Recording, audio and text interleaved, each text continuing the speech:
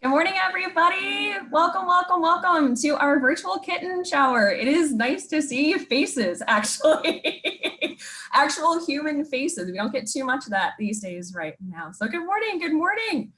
Lanika, I appreciate that you are jump starting on our toast right now. That makes me super excited. So for those of you that were not able to maybe get to your emails quickly, either yesterday or today, please know we will actually be starting things off with a Meow Mosa toast. So if you would like a cocktail or a mocktail to begin today's kitten shower, please feel free to take a second and go grab that. We will be getting started in just a moment here. So you may notice that I am not coming to you from my home. I wish my home had this many amazing kitten things in it. But we are actually coming to you today live from our Berman Center for Animal Care in Westland, which is kind of the epicenter of our kitten project. You may also be hearing some noise in the background. We have several kittens actually hanging out with us today in one of our cat colony spaces, and you'll get to meet them in just a little bit. But first things first, we want to thank you so much for taking time out of your Saturday, especially on an amazingly lovely spring in Michigan Saturday, to hang out with us, to spend time with us, and to support all things tiny, mighty, and feline. So thank you again for being with us today. So we are incredibly lucky to have so many of you on the call today, and we are all here because we love kittens. And there are not too many people that I have had the good fortune to meet that love kittens more than MHS President and CEO Matt Pepper. So Matt Pepper does want to give us a quick little welcome. So Matt, I see you down there. I'm going to go ahead and unmute you. Oh, and Rocky's with you too. All of Rocky's closest friends are cats. So he wanted to be here for this special moment as well. Rocky is, well, today we're celebrating all things little and furry and kittens. You know, Rocky is a product of your support. He came from our Mackey Center for Animal Care. So you can tell he's one limb short, but thanks to all of your support, he's now happy living with me, celebrating all the kittens with us. So I hope everyone, and I'm always going to mess this name up, so I hope everyone has their Tito's Handmade Vodka Meow Mosa. I think it's harder than it thinks to say. But first, I just want to talk a little bit and celebrate this program. We couldn't do this without you. This is a incredibly impactful program that frankly saves, last year alone, our kitten project saved the lives of over 800 kittens, and with the help of over 200 foster homes. And we can't do that alone. I mean, I have an incredible team. I'm incredibly proud of the work we do. But we're driven by this community, and we're driven by you and your support. So I'm here to do the toast. I know Anna said everyone grab your glass if you have one. I'll be having water today. It's not Tito's Handmade Vodka, but water. So I want to say, again, thank you. We've already had over 300 boxes open. So it's going to take us time to get through those. We're excited for all on the call with us today. I know we've got a great program. So we know we're going to look at some kitties first, but first, please, if you could all raise your glasses and your Meow Mosas from Tito's Handmade Vodka. Again, the Kitten Project brought to you by Purina. Thank you all so much for your support, and thank you for the work you make possible. We couldn't do it without you. And let's have some fun today. I know we'd all rather be together, but this is the next best thing. Hand it back to you. Thank you, Matt, very, very much. So guys, we also have another fantastic sponsor that we do need to thank today, and that is our amazing friends at Purina. So we want to make sure that you get a chance to say hello to several of the kittens that are already benefiting not only from your incredibly generous support, but the support of partners just like Purina. So as you can see, our kittens are not content with merely the food that is in their dishes. They are also trying to get into the bag itself.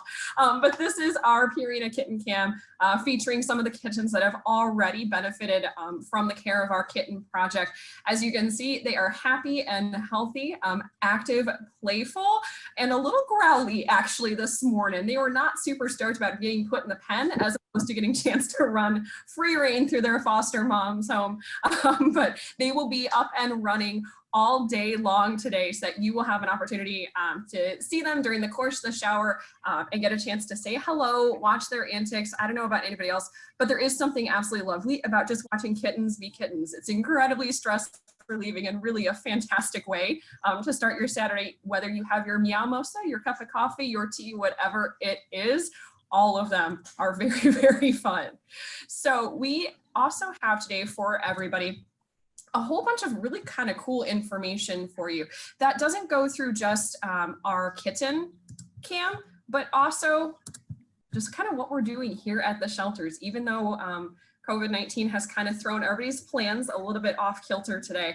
So where we want to start is a bit of a project recap. So for those of you folks that have not had the opportunity to interact with us, to engage with us, as far as our kitten project goes, it is an incredibly amazing program. And I don't use that word super lightly in this instance. Our kitten project is responsible for saving hundreds upon hundreds of lives of the most vulnerable population that animal shelters see. So kittens require a lot of super dedicated care.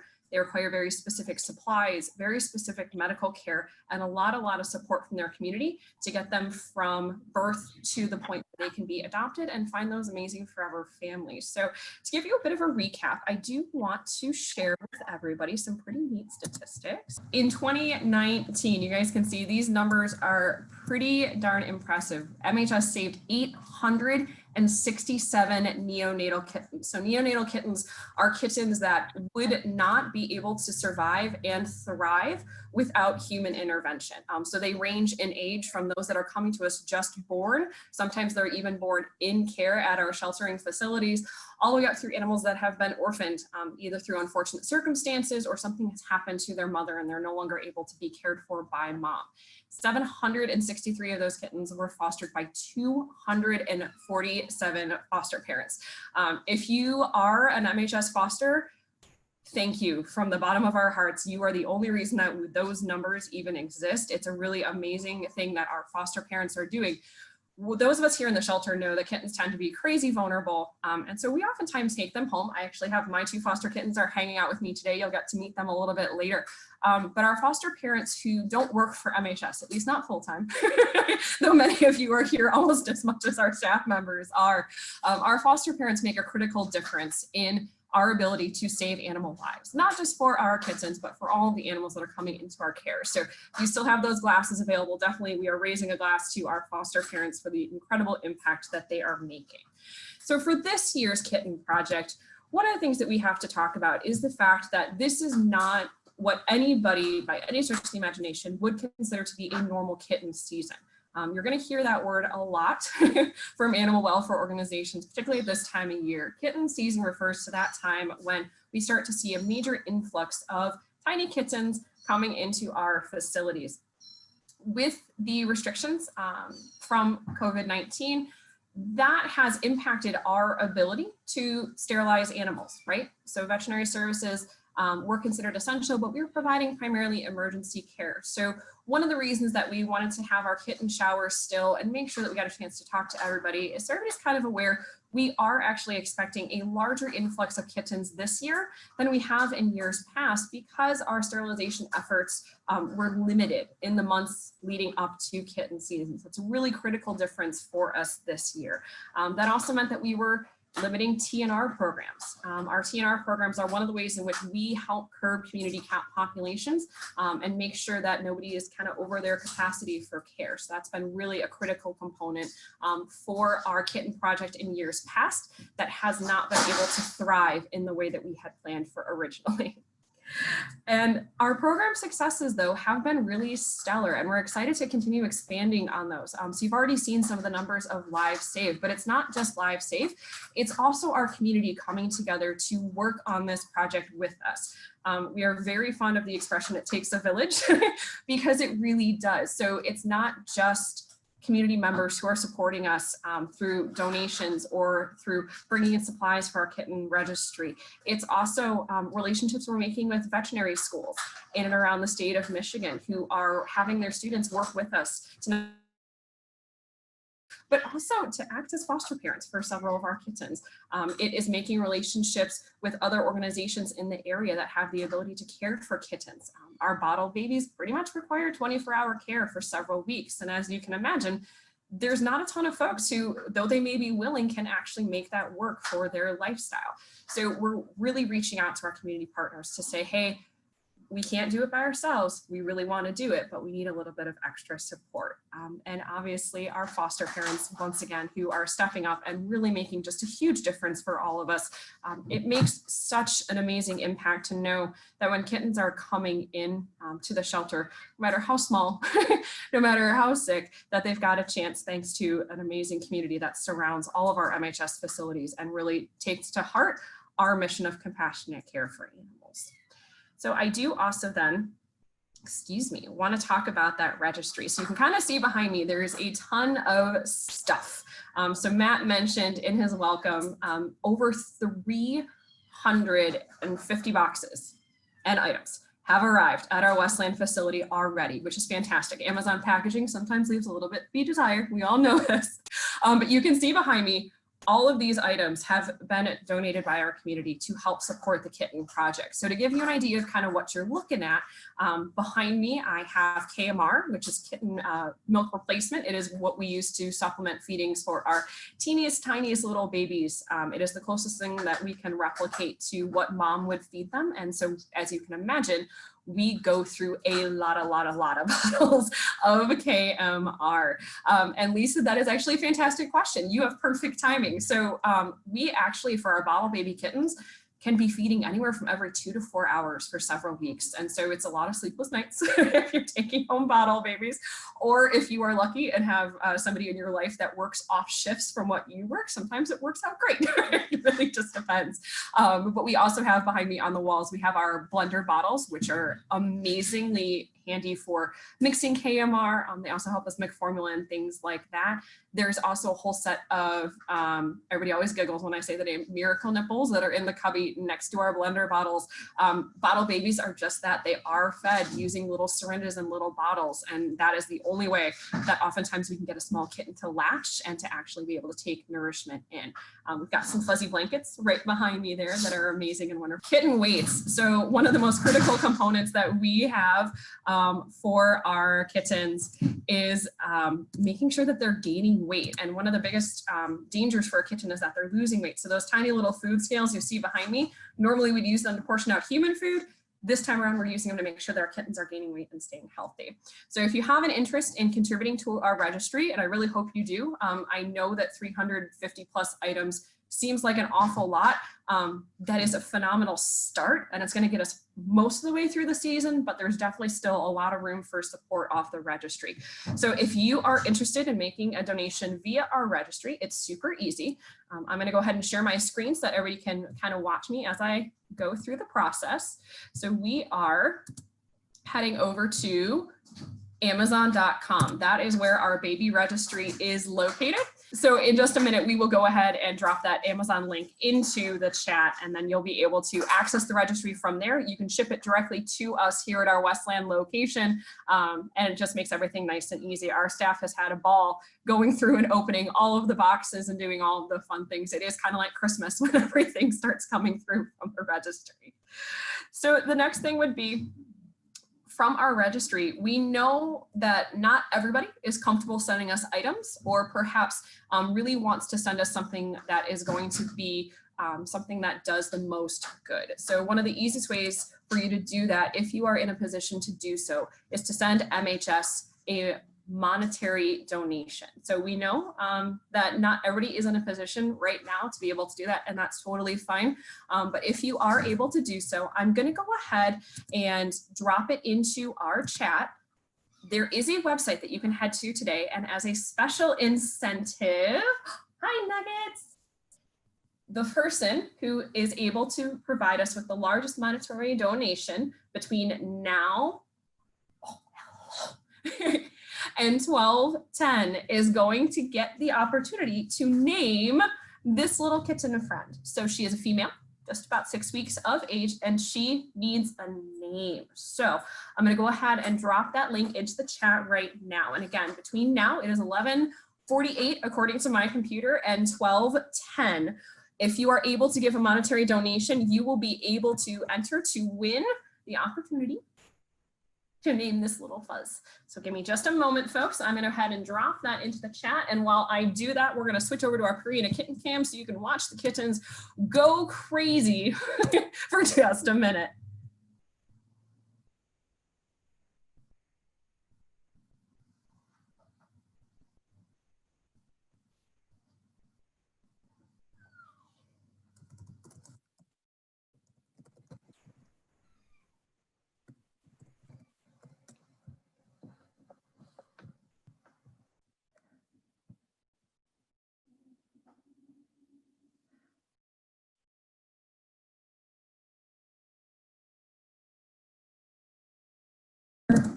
that donation link is now in the chat. So again, if you are able to drop us a donation today, A, we always appreciate it, and B, you'll be able to have the opportunity to potentially name that kitten if you are the person who is able to contribute the most today. So I know we did have a question about our registry. We have the Pet Stages cat pillow and a Snuggle Kitty for the registry as well. So similar to our Snuggle Safes, those are comfort items that we use for the kittens in our care. The advantage to those two particular items is they actually have a little unit on the inside of the body of the stuffy that actually mimics mom's heartbeat. So we love giving those, especially to our little orphans, our little singlets, really enjoy having mom. And I'm not gonna lie, it's kind of soothing as a staff member or a volunteer too sometimes to hear that little heartbeat just kind of go. It's very soothing, a very meditative sort of thing. And let's see, and we did have another question come through about adoption. So fun story, since we are still operating on a limited basis here at Michigan Humane, if you are interested in adopting, the kittens that you're seeing on the kitten cam will be available. We'll have some information regarding them a little bit later on today for you to check out on our social media page. So if you're interested in them, what you'll be doing is just following our virtual adoption process, which begins with a phone call. That's it. All you have to do is you have to pick up the phone, give us a call, and we are more than happy to get you started on the adoption process, whether it is for one of the kittens that you see today, or if it's for dog, puppy, guinea pig. We have a pigeon right now as well. So depending on what you're interested in taking home, we have a whole bunch of different options. But again, we'll be posting that information regarding adoptions a little bit later on today on our social media pages. So you can just check back to our Facebook page and you'll be able to get you set up from there. So, because fun times, it wouldn't be a shower if we didn't play a game. We know that virtual showers are a little weird because unfortunately we can't do like the purse game, which is my family's favorite thing to do. My mother always wins. Or, you know, we can't wrap, say, somebody in toilet paper or anything like that. So we do want to play a little game with everyone though. So first thing I need everybody to do is to actually take your camera and turn it off.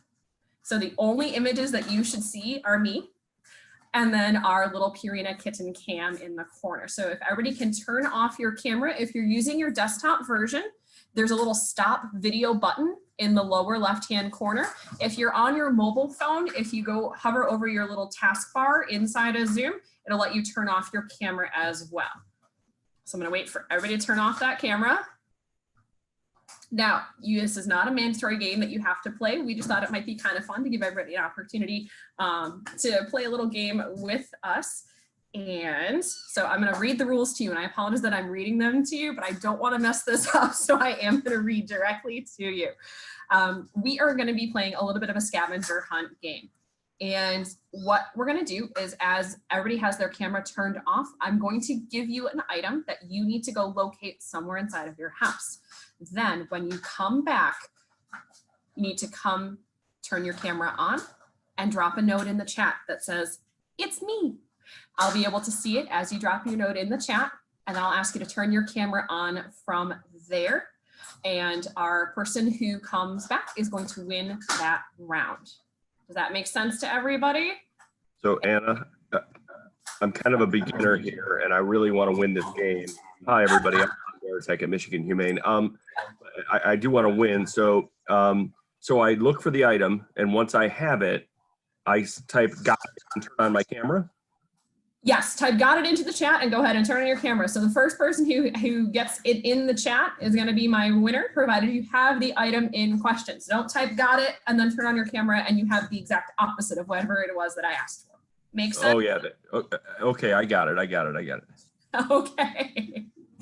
All right, folks. So if you are participating, we're just going to do one more check. Let's make sure those cameras are off.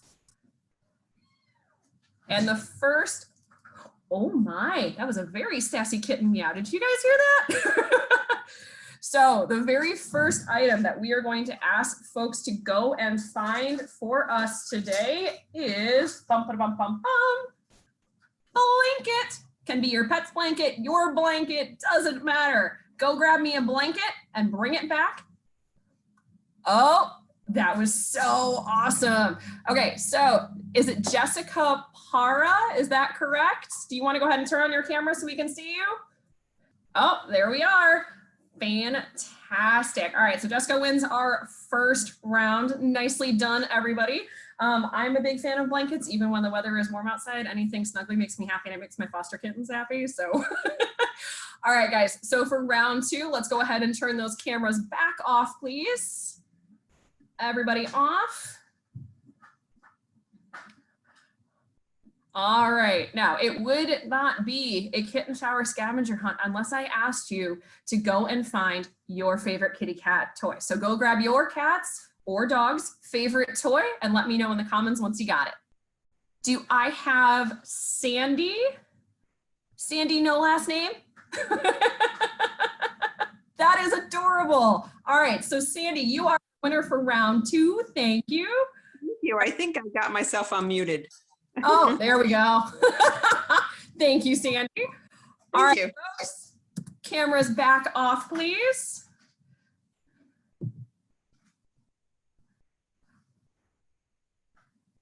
All right, so your next item that you have to go and find, if you have it, is, and this is going to come important later, so I suggest you see if you can have this one.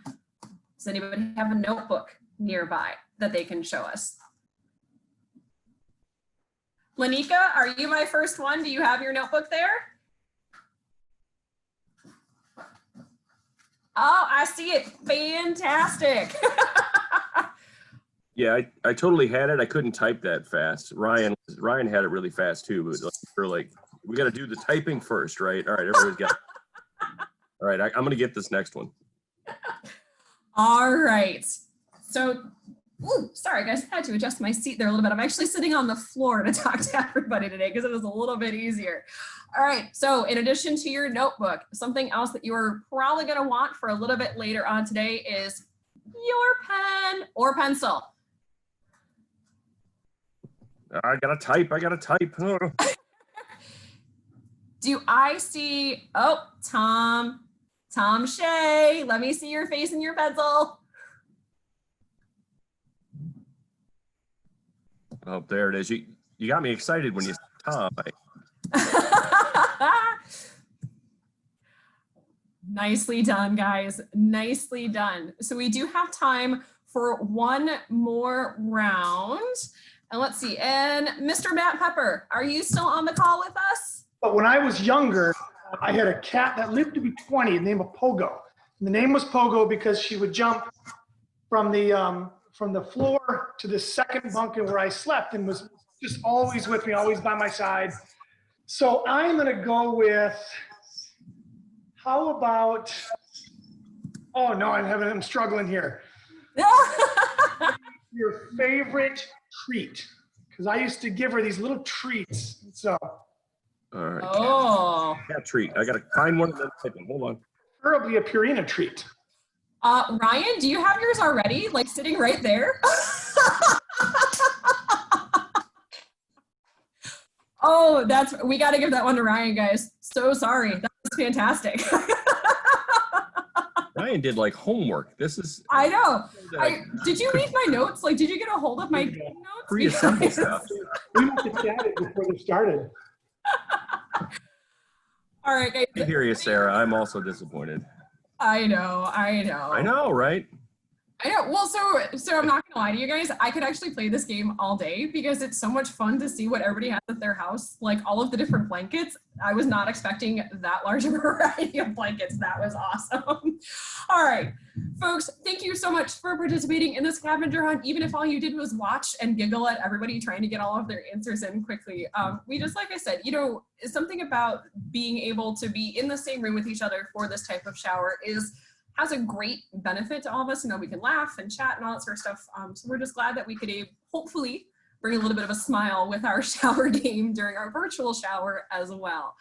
So the reason that I actually asked you to grab a notebook and a pen or a pencil is because we do want to make sure, like with all of our MHS events, it's not just about fun and games and kittens, even though it is.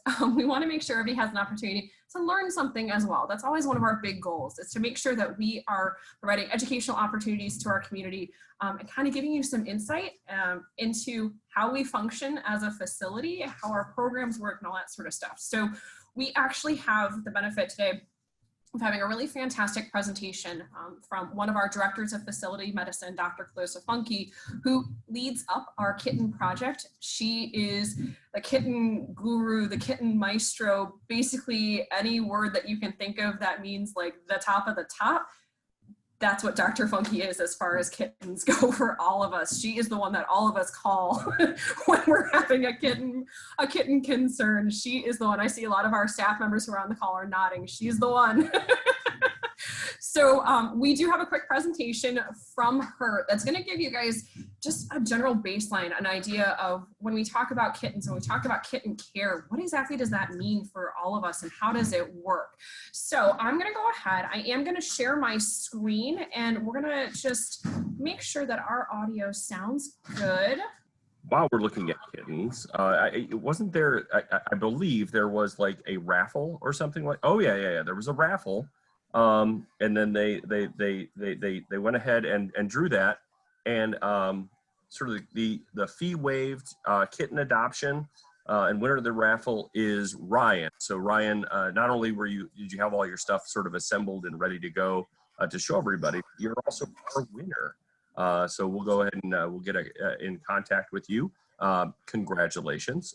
If I had any more Tito's handmade vodka, is it Meow Mosa, right? Is that it? I would toast you. So congratulations. Welcome. My name is Dr. Clarissa Funke, and I want to thank you for joining me today to learn more about fostering orphan kittens with the Michigan Humane Society's In-Home Heroes foster program. So why does the Michigan Humane Society need a kitten foster program? Well, every spring and summer, we receive hundreds of young orphan kittens. When these kittens come into the shelter, in addition to all the adult animals that we already regularly take in, it can place an additional burden on the shelter system.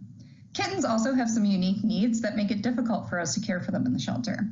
The youngest kittens may need to be fed more frequently than is possible when we're not open 24 hours. And kittens have weaker immune systems that can make them more prone to getting sick while in the shelter, not unlike kids going to daycare for the first time. Before we start talking about the kittens themselves, I wanted to tell you a little bit more about our foster program. When you sign up to be a foster with the Michigan Humane Society, we provide you with all the medical care, supplies, training, and support you may need. As a foster, you're committing to providing a safe place for these kittens to grow, being attentive to their needs, and being able to bring them into an MHS location for their veterinary appointments. And of course, you'll be providing the love. So, if you think you may be interested in fostering with us, you can visit michiganhumane.org/foster, where you can find more information and fill out an online application. We have foster services at our Detroit, Rochester, and Wesleyan locations, and care can be transferred between locations for your convenience. When you're ready for kittens, you can simply fill out a survey about which locations you can pick up from and what age or how many kittens you're comfortable taking. When kittens come into the shelter, we'll call you and let you know that they're ready to pick up. If you aren't sure that kittens are right for you, we also send out a daily email list with all of the available animals for foster through our shelters. Okay, so now let's get on to the fun stuff and talk about what's actually involved with taking care of young kittens. When we talk about orphan kittens, it helps us to be able to divide them by the stage that they're at developmentally. At the Michigan Humane Society, we prefer to do this rather than just talking about dividing kittens by each group, because just like children, kittens are all unique and can have a lot of variation in when they're reaching different milestones. So the youngest kittens we typically refer to as bottle kittens, and these can be anywhere from 0 to 5 weeks old. They're usually too young to eat any solid food on their own, and they're relying solely on bottle feeding. They also need help going to the bathroom and may require a heat source to keep them warm. The second group of kittens we call Gerber kittens, which are really just a transitional stage. These kittens can be anywhere from 3 to 6 weeks old, and they're just learning to eat solid food, but they haven't completely figured it out yet, so they may need their food softened into a gruel, or they may need help eating. They're also learning to use the litter box for the first time and starting to move around more. And then the oldest group of kittens we call graduates, and these are kittens that are usually somewhere between 5 to 8 weeks old. These kittens can eat solid food easily on their own, and they're independent in most ways. They have a lot of energy and they want to play, but they're still too young to be spayed or neutered and go up for adoption until they reach 8 weeks or 2 pounds. So now we can go ahead and talk a little bit more about what's involved in each of these groups in more detail. Oh, I'm sorry. You said you were hurting. The first group that we're going to talk about is bottle kittens, and we're going to start by reviewing some of the pros and cons of fostering this age group. Bottle babies typically need to be fed somewhere between every 2 to 5 hours, depending on how old they are. So you can expect that you'll need to wake up at least once at night to feed them. Because they're more fragile, they may require more frequent vet visits than the older groups. And unfortunately, because of this, they do have a higher mortality rate, so we do lose some occasionally. In spite of this, bottle babies can be so rewarding to watch grow up, and they're great for anyone who enjoys nurturing. They aren't really mobile yet, so it's nice because they can just live in a small carrier that can be easy to tote around with you if you are on the go a lot. And they go to the bathroom on a tissue paper, so they're really quite clean. And of course, they're the cutest. So if you love the idea of bottle babies, but also if you're feeling intimidated by them, you could consider fostering one of our nurturing moms, which will do a lot of the work for you. All right. So when we take care of bottle kittens, it's important to develop a care routine and do it consistently the same way every time. That's usually going to consist of weighing them in a bowl using a food scale like in this picture here. Now, if you notice that this isn't a kitten, congratulations, you passed the test. But seriously, I needed a model to demonstrate how we weigh kittens in the shelter, and this cute little potato of a puppy volunteered. So after I'm done weighing them, I will typically stimulate them to go potty, and then I'll feed them. Then I make sure to write everything down because it can be easy to lose track of who pooped, how much they ate, or how much they weighed, especially if there's more than one of them. Then I try and check their heat source to make sure it's still warm in their carrier, and then I put them back so they can go to sleep until their next feeding. Okay, so now let's talk a little bit more about the feeding process for bottle kittens, since this is usually the part that people find the most intimidating. It's going to be important to use a commercial kitten formula and to never feed kittens cow's milk or any other animal's milk. At our shelter, we'll use powdered kitten milk replacer, or KMR, which is mixed with water or sometimes Pedialyte according to the label instructions. It's important to refrigerate the powder once it's been opened and to make sure to not mix more than a 24-hour supply of liquid formula. When you're ready for a feeding, you'll want to heat the formula until it's warm but not too hot. This can be done by floating your bottle in a coffee cup of hot water, or you can microwave it for just a few seconds at a time. Whichever method you choose, you want to make sure that you're swirling it to get rid of any potential hot spots, and you want to check it on your wrist before to make sure it's a comfortable temperature before feeding. Now, older bottle kittens can use just a normal kitten bottle, but for the youngest bottle babies, we prefer to use a syringe with a nipple attachment, like in the picture, for better control. You want to make sure that you're always feeding the kittens belly down, and you will never want to feed them on their back like a human baby, because they could choke on the milk in this position, and it's not natural for them. Now, I like to use my non-dominant hand to guide the kitten's head and keep it on the nipple. I try not to squirt the milk into the kitten's mouth, because if the kitten is getting a good latch, it should be able to suck the milk with minimal assistance from you. Now, it may take new orphans maybe 24 to 48 hours to learn how to get a good latch.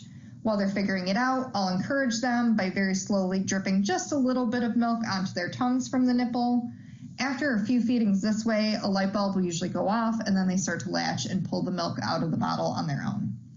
You can tell a kitten has a good latch when they form something called a taco tongue, where you can see them make a U shape with their little pink tongue around the nipple, and then they kind of thrust up against it. You also may see their ears and whiskers flick as they're nursing. When you sign up to foster with us, we will give you an in-person training session when you pick up bottle fosters for the first time. We also give you a copy of our kitten care guide, which contains helpful weight and feeding charts to kind of guide you by age. Okay, so let's just watch a video really quickly of one of our staff members at the shelter kind of feeding a bottle baby so that you can kind of see what it looks like. So you can see that she kind of grabs its head to help guide it and make sure that it stays centered on the nipple. And then you can see that this kitten's kind of latching on its own.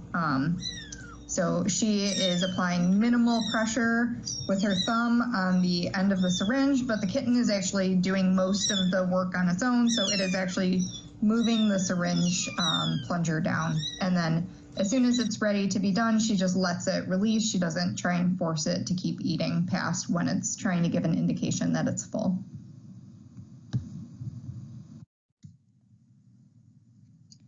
All right, so now let's move on and talk a little bit about the other parts of the care routine with bottle kittens. To help them go potty, I will usually take a handful of soft tissues, or you can use cotton balls or toilet paper, and I'll actually just gently rub their genitals in a circular motion. Kittens will typically go pee every time this is done, almost immediately as soon as you touch them, but they may only poop once every 2 to 3 days. And while all this may seem a little bit weird to talk about, it's important to know what normal kitten pee and poop should look like because it can be one of the best indicators of their health. Normal kitten urine should be almost clear to straw colored, and the poop should be the consistency of soft serve ice cream to Play-Doh. If the urine is like a darker yellow, it may mean that the kitten is dehydrated, and kittens can be prone to developing both diarrhea or constipation. So if you notice any of these things, you should bring them into our vets to look at. The other really good indicator of kitten health is going to be their daily weight gain, which is why you want to make sure that you're weighing them at least daily. Kittens should be gaining, on average, probably about 10 to 15 grams per day. You want to make sure that you're using a food scale so that you can get like an accurate measurement in grams, because a larger measurement like pounds or ounces may miss subtle weight changes in a really small kitten. You also want to make sure that you're providing a heat source for any kitten that's under 3 weeks of old, since the young kittens lack a shiver response and can't generate enough body heat on their own. We typically will use a microwavable heating disc like a Snuggle Safe, which can hold heat somewhere between 8 to 12 hours, or you can use a saline bag, which will hold heat between 3 to 4 hours after being microwaved, which is usually about the time between a feeding anyhow. We don't recommend using heating pads or heating lamps. Those can be easy to overheat an enclosure with, and then although we want to keep like the kittens warm, we don't want to cook them, right? So even in a small carrier, we want to make sure that there's an area that the kittens can move away from the heat source if they're getting too warm. And we always want to make sure that we wrap the heat source with a soft blanket to prevent direct contact with the skin of the kitten.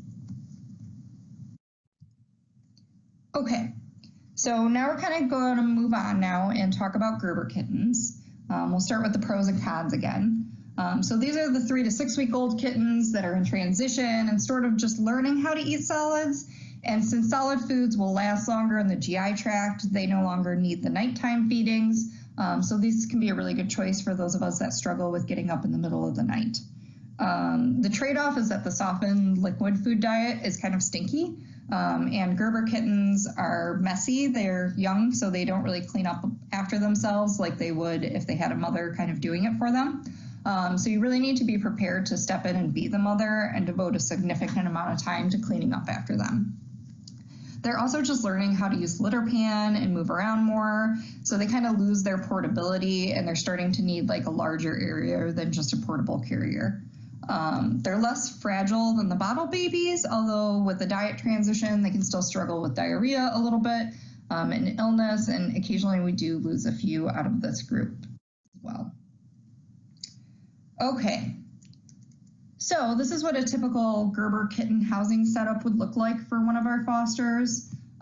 This is a guinea pig cage, and we really like to use these for this age kitten because there's enough space to separate the litter box, the resting area, and the eating area, but it isn't so large that the kittens can get lost or get into trouble, so we find this works really well for them. We have some fosters that prefer pop-up tents or modular playpens, and we provide those options to them. We do try not to use dog crates for this age kitten because we find that the metal bars are spaced in such a way that occasionally kittens figure out how to squeeze out of them. You of course want to make sure that the litter pans and food bowls are low enough that they can access them. We also prefer to use pelleted newspaper, which we provide to you, as clumping clay litter can easily get stuck between the toes of kittens at this age and be really hard to get out. It kind of forms a cement-like litter. So now let's talk a little bit more about feeding Gerbers. You may have noticed the age overlap between Gerber kittens and the other stages, and that's because the Gerbers are defined by their dependence on semi-solid food called gruel. And some kittens are able to skip this age altogether and just transition directly from a bottle or mom onto canned or dry food. And this is actually preferred because gruel can be messy and can sometimes cause GI upset in kittens who are too young to really be on solids. So then why are we feeding it at all? Well, some kittens who are orphaned later, after they've become well adapted to nursing on a mom, never really figure out how to switch on to nursing on a nipple, but they also might not be old enough to have figured out how to go directly onto canned solid foods either. So softening the canned food by mixing it with formula makes it taste more familiar to kittens that are more used to the taste of mother's milk, and the texture can be easier for kittens to suck up if they haven't mastered chewing yet. Some kittens may still need additional hand feeding or syringe feeding, in addition to just offering the liquidy diet of gruel to help them figure out the whole process. And they may take a bath in the stuff by walking through it as they're eating, so it can be a really good medium for bacteria to grow in. So it's going to be important to not leave it out too long and to be prepared to kind of give really frequent baths at this age. So we can actually just watch a video so you can kind of see what I'm talking about with hand feeding. It takes them a little longer than it should to kind of figure out how to eat. So you can see, and this kitten is enjoying kind of lapping it up from my fingers.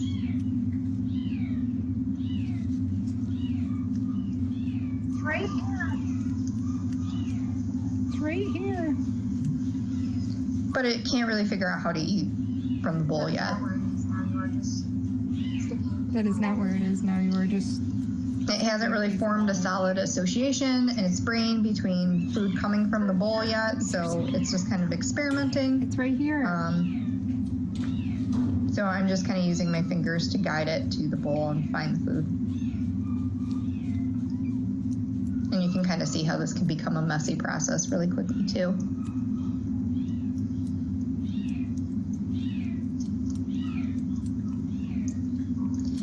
And it usually takes anywhere from a couple days to about a week to get them through this process of learning how to eat gruel, and then kind of usually within 2 weeks we can start to make it less and less liquidy until it's just straight canned food. So on that note, let's go over bathing. We typically recommend using something like mild Dawn dish soap or baby shampoo to bathe your kittens. I typically will fill up a sink or even an empty litter pan with shallow water that the kitten can stand or sit comfortably in without a risk of submerging their face or their nose. You want to make sure the water temperature is comfortable, so you always check it before the kitten goes in, not too cold, not too hot. And I always try and hand wash their face with like a damp rag to protect their eyes and nose. While these guys may not need a heat source consistently anymore in their cage, you still want to be careful that they don't become too cold after their bath. So I will typically towel dry them pretty thoroughly, and then I'll give them a supplemental heat source for a while afterwards to cuddle with until they're no longer damp. Alternatively, you can use a hairdryer with caution. You need to be really careful not to burn them. So I will always leave the hairdresser or the hairdryer on the lowest setting and try and keep a hand between the dryer and the kitten so I can feel if it's getting too hot and only kind of hold it on them for a couple seconds at a time. All right, so now we can kind of review the pros and cons of the graduate, the oldest kittens that are somewhere between usually 5 to 8 weeks old and have mostly figured out how to take care of themselves. These are the age group that most new fosters are typically the most comfortable starting out with because they're the most self-sufficient and a little less fragile than the younger groups. They also can be a blast because these kittens are the age where they love to play and have a ton of energy. Because of this, they usually have a larger space requirement. And while they're typically cleaner than the Gerber kittens, some kittens in this age group can still be pretty messy. It's variable between litters in my experience. So care for this age of kitten is more self-explanatory than the earlier groups, so there's not as much to talk about, but there's still some special things to give consideration to. At this age, they really need a room that can be devoted to them, something larger like a spare bathroom or bedroom. I would be hesitant to give them unsupervised run of your entire house because they could still get lost or trapped, and that much space can make it challenging for them to find their litter box consistently. However, the room should be large enough to allow for some separation of eating, resting, and litter box activities. It's also helpful if the room is easy to wipe down, although some of my fosters have gotten really creative in their carpeted bedrooms with plastic tarp and other things to help keep them clean. You also want to make sure that the area is kitten-proof so that you don't end up with kittens in your washer and dryer like in this picture. I usually will pay special attention to access to electrical wires, which can be attractive to chew on for kittens, house plants that could be toxic, and areas that they might become stuck in. The other really important thing that happens at this age is that the kittens are learning about humans and what they mean. And if they don't spend enough time bonding, they may end up being shy their entire lives, or what we call under-socialized, which could impact their adaptability. So it's really important to be prepared to spend some time building good experiences with them. And although they're less fragile than the younger groups, they're still pretty small, so they needed to be monitored closely for health problems. So this brings us to our next topic, which is common health problems for all ages of kittens. Because kittens are so small, health problems can escalate quickly. So if you're noticing that something is off with one of your kittens, you want to be proactive and schedule a vet check sooner rather than later. This can be kind of counterintuitive because with older animals and even sometimes with ourselves, I think we will typically wait to see if a problem is going to resolve on its own before bothering to seek medical attention, but you still can't do that with kittens. Some of the things that we want to monitor for are decreased appetite, weight loss, diarrhea, which is by far the most common problem with kittens, and occasional vomiting. We want to watch out for constipation, which is mostly a bottle-age kitten thing because of the formula. And we also see a lot of upper respiratory infections where you maybe notice sneezing or nasal discharge, and this can sometimes be associated with conjunctivitis or an eye infection. Sometimes in bottle kittens, we can see issues when they try and nurse on each other, which can cause skin problem for the kitten that is being suckled on. We also want to watch out for hair loss because while it isn't super common in this area, kittens can carry ringworm, which is a fungal skin infection that people can catch occasionally with prolonged contact. So now let's talk a little bit more about what our routine vet visit schedule looks like for kittens. When you pick up foster kittens with MHS, staff will typically try and set up your next veterinary appointment. If you're picking up kittens with ongoing medical concerns, this may just be when they're due for their next recheck. But for otherwise healthy kittens, this will be when they're due for their next wellness check. We typically will deworm kittens every 2 weeks starting at 2 weeks old, and then we'll begin vaccines every 2 weeks starting at 4 weeks old, so the average foster can expect to be coming in at least every 2 weeks for checkups. When the kittens reach 2 pounds, which is usually around 8 weeks of age, they can then return from foster and be spayed or neutered and go up for adoption. Which brings us to the bittersweet topic of saying goodbye to your fosters. I hear so many people say that they couldn't ever foster because they can't bear to say goodbye.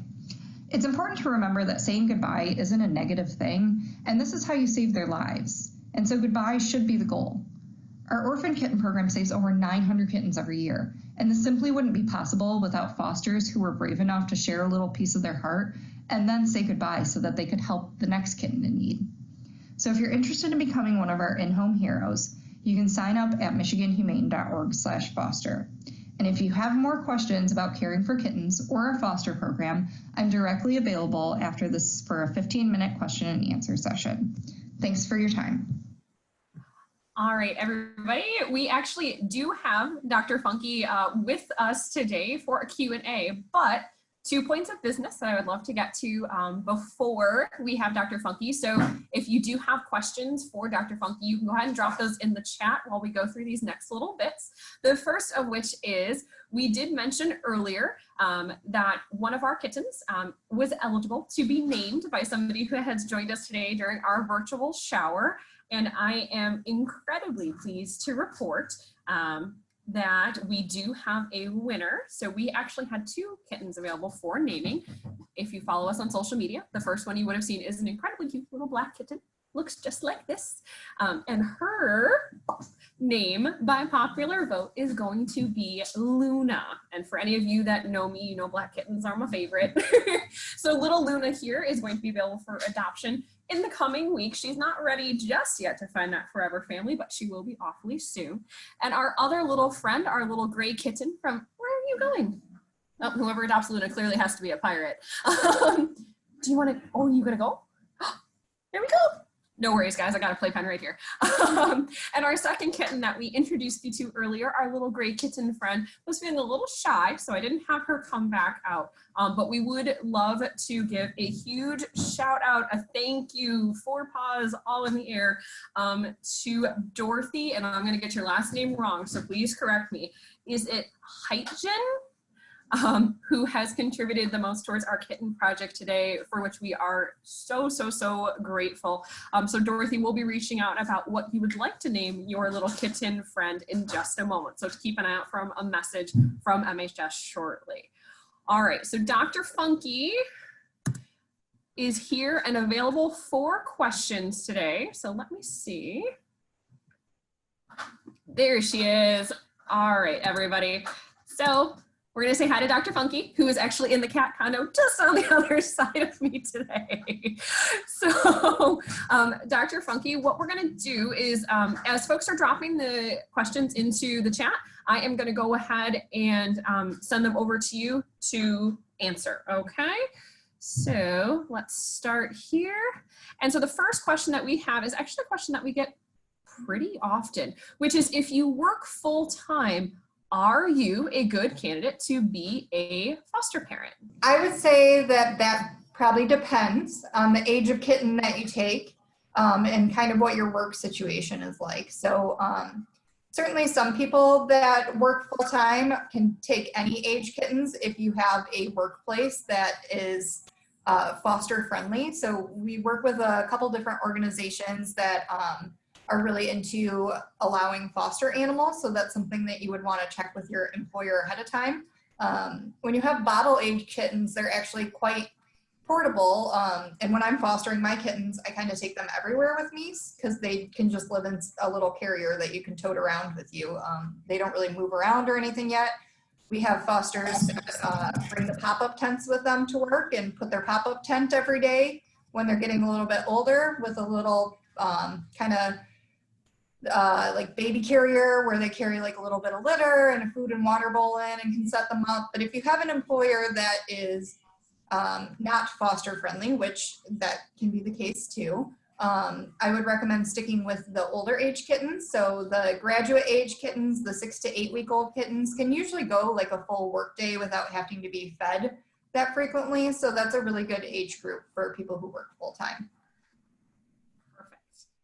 Okay, so the next question is actually one I feel like that we get frequently, which is, if you have other cats in your home, what does that mean as a foster? Can you still foster? What does that look like?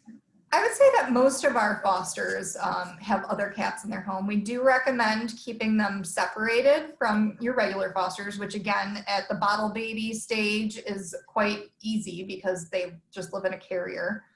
So for me, I usually will just kind of take my carrier and tuck it in my spare bathroom at night, so that they're separated from my own cats. As they get older, it helps to have a designated room to keep them in, that's separate from your own animals. Although after you've had them for several weeks and we know that they don't have any like infectious diseases or anything like that they could spread to your cats, we do have some people that introduce them to their animals at home, and that can actually be a really nice socialization experience for them if your cat is the type of cat that likes kittens. Some cats love kittens and some cats are not into it, just like some people aren't into babies. So you kind of got to feel it out slowly, but we do recommend keeping them quarantined for at least 2 weeks before making any introductions, just to make sure that they're not going to have anything that they could pass to your cats. So Dr. Funky, piggybacking off of that, if you do decide to become a foster for us, what are some good tips or tricks for making sure that you're sanitizing appropriately between litters? So we do try and send you with disinfectants that you can clean your foster area with, and all your supplies. So the supplies can actually be returned and we'll clean those for you and give you fresh ones. But it does help to have an area that you can clean between foster groups.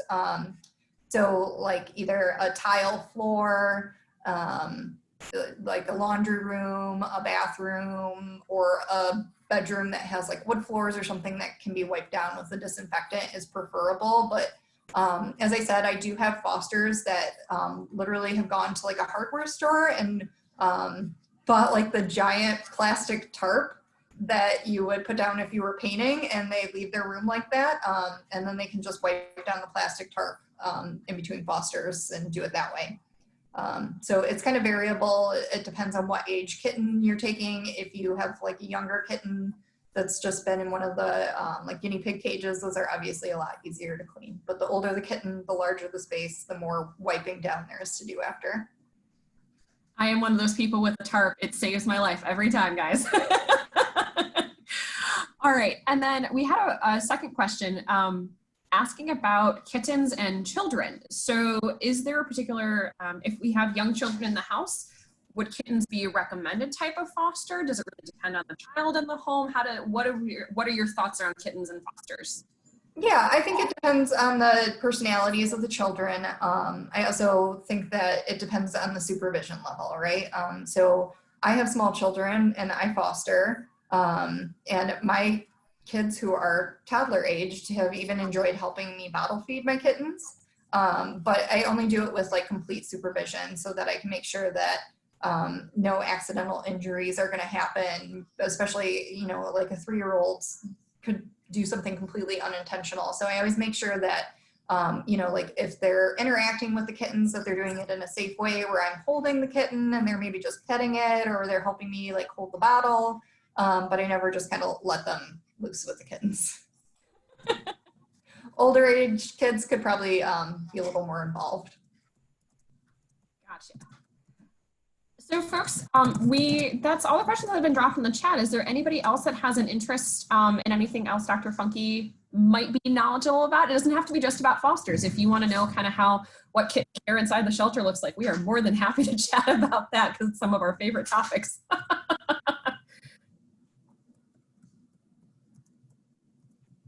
Yes, no, maybe? Oh, perfect. Okay, so volunteering, Dr. Funky, I'm going to take this one if you don't mind. So in terms of volunteering, you can reach out to us online. It's michiganhumane.org/volunteer for general volunteering purposes. michiganhumane.org/foster if you're interested in fostering. I can drop those in the chat for folks. And then if you're looking to test if your cat likes other cats. So there are some tips and tricks on our website that goes through some basic cat behavior. Dr. Funky, feel free to jump in anytime, but one of my personal things that I usually rely on actually is I use a lot of doorway sniffing. So when the cats are in 2 separate spaces, giving them an opportunity to sniff out each other under the door. I also have found a lot of success with swapping bedding. So resident animal versus incoming foster animal, let them get acquainted through the door and then swap bedding so everybody can smell and all that sort of stuff. And baby gates are actually a really great way to introduce, whether it's cats, dogs, whatever it is. I've actually introduced guinea pigs to resident animals that way as well. But the baby gates ensure that everybody can see each other and sniff each other, but there still is a barrier to keep everybody safe. Dr. Funky, is there anything you want to add to that? Yeah, I mean, you pretty much touched on all the high notes. In general, introducing cats with each other, the doorway introduction is usually the main thing that people recommend. Trying to feed them on either side of the doorway so that they're forming a positive association with the scent of the other cat and being able to hear the cat, but then there's the food too, can kind of be setting them up for success. And then with kittens, I can usually figure out if my cats are going to accept them long before I actually try and formally introduce them, because when I'm just kind of bottle feeding them or when they're sniffing them through the doorway, they'll tell you whether they're okay with it or not. All right, guys. So it looks like, so there are a couple questions that have come through the chat that I'm going to respond to folks privately, just that we can, because it'll be a little easier, I think, to explain and send some links and things like that.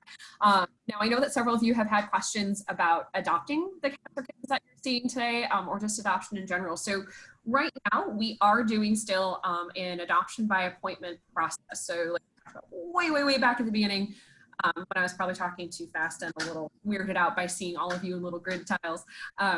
What you need to do is if you go on our website or on our social media pages and you see an animal that you have an interest in meeting and potentially making a part of your family, all you have to do is give us a call at 866-MHUMANE, and then we can get you started on the adoption process from there. We are asking folks to be patient with us.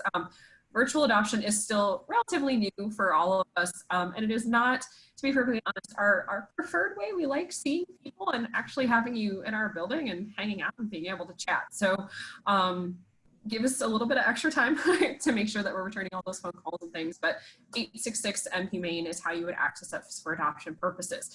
For those of you that had an interest in the registry, you can head over to michiganhumane.org/registry. That'll take you directly to the link for our Kitten Shower page. And again, if you are interested in the foster program, that's michiganhumane.org/foster. So as we go through, I will go ahead and drop all of those things into the chat so everybody can either copy paste or bookmark it for later on.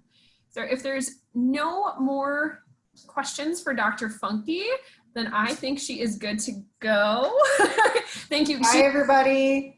Yeah, she's working today, so we pulled her off the floor for a little bit, so she had some time to spend with us. Thank you, Dr. Funky. Thanks. We've gone through almost everything. The only thing that's actually left is something that I'm super excited for, which is craft time. So for those of you that had the misfortune of knowing me in real life, you know I like to craft and do all sorts of fun things. So one of the things we oftentimes get asked is, what are appropriate toys for cats and kittens? What are slightly disposable toys for cats and kittens? Because as Dr. Funky mentioned, our bottle babies and our Gerbers tend to be really, really messy. And it's not always in their best interest to provide them with the super expensive toys right away. So we do have a couple of crafts that we wanted to introduce you to while we have everybody here. They are crafts that are suitable for kids as well as adults. They are great for the cats and kittens currently in your care.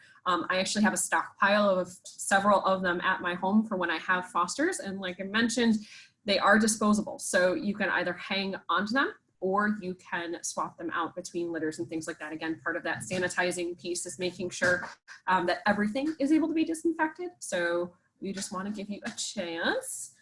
So I believe in your email, you should have received some instructions regarding how the items that you will need for craft time today. So there's a couple different things. The first is scissors. We also need markers, crayons, anything like that that you want to be decorative and fun with. Then we also are going to need cardboard tubes. So you can kind of use a couple different options here. So toilet paper tubes. I know a lot of you probably have several of these stockpiled around your house right now. Or paper towel tubes. Wrapping paper tubes work so long as they're not the super, super flimsy ones. Those ones are fine as well.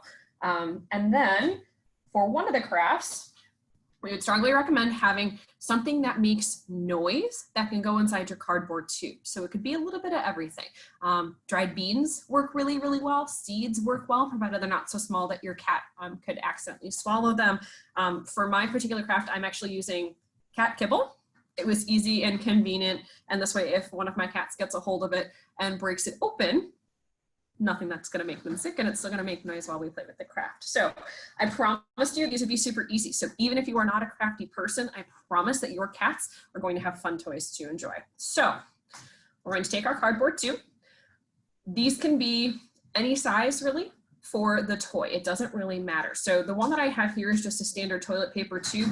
This is usually a great size for kind of those graduate kittens. Gerbers and bottle babies, a little too big for them.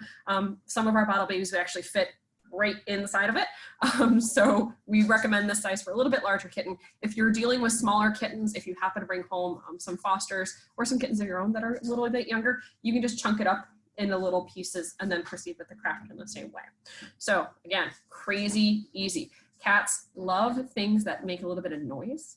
Cats love things that have texture, and cats love things that they can play and pounce with. So one of the benefits of doing it with a tube is it's gonna roll for us. So all we're gonna do is take your scissors and we're gonna make little incisions, creating fringe all the way around. So I am putting my scissors in maybe about 1 inch going down, and just creating a whole bunch of little slashes all the way around. So you can kind of see when we pull out like this.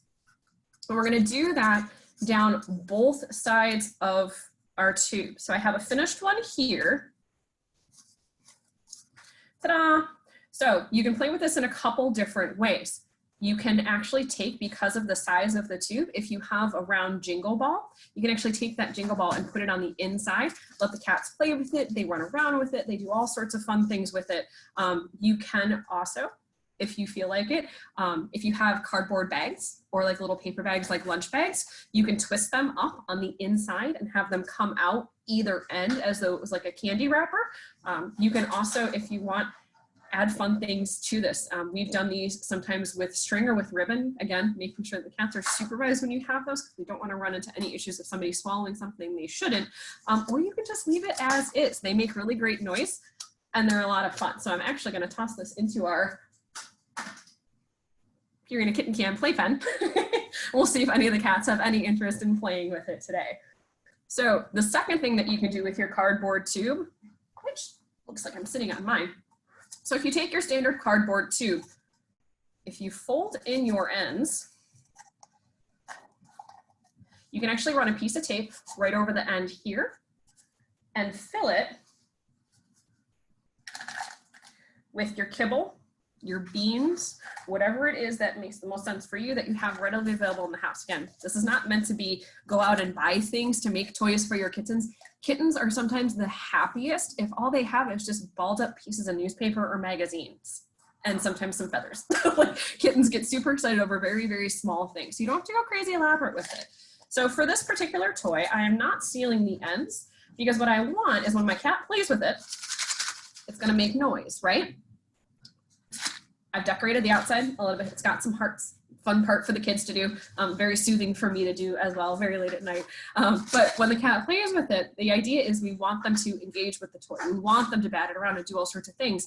And then at a certain point, when they've batted it enough and it's kind of starting to get destroyed, these ends will pop open and all of your kibbles fall out. So you can do this multiple times with the same tube. If you've got a super smart cat or kitten that figures out how to get it open really, really fast, put a small piece of tape just to hold it for those extra couple minutes. So it's a little bit more challenging, a little bit more engaging. It's also a great way if you have a super rambunctious cat or kitten to give them a little bit of supplemental food as well. Helps them A, expend some energy, and B, gives them that, helps them kind of hone those instincts, that normal cat behavior that we want to encourage, that pounce play sort of thing. All right, guys, so those are your crafts. I promised, super simple, super easy, very easy to stockpile as well. So if you do have an interest in bringing home fosters and you're not there just yet, consider making some crafts, making some enrichment toys for your cats and kittens once they eventually arrive home. There's also phenomenal tutorials on YouTube and other sites as well that talks about really great, easy at-home crafts for cats and kittens. One of my personal favorites for fosters is I actually have a hanger that has little mobiles on it, and it just sits and the kittens can just go crazy on it. It bounces on top of their foster crate and they have tons and tons of fun with it. So I do believe that is everything we have for our kitten shower today, though I think that I promised to introduce you to my foster kittens who are ridiculously cute as well. So give me just 1 second. Oh, we were having nap time and I'm being such a mean foster mom.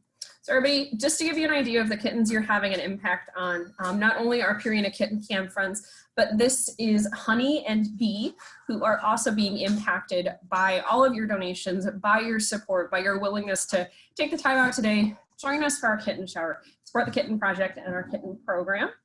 And I do have, drum roll please, the name of our donation kitten selected by Dorothy is Charlotte, which is adorable and lovely. So Dorothy will be in touch about little Miss Charlotte soon.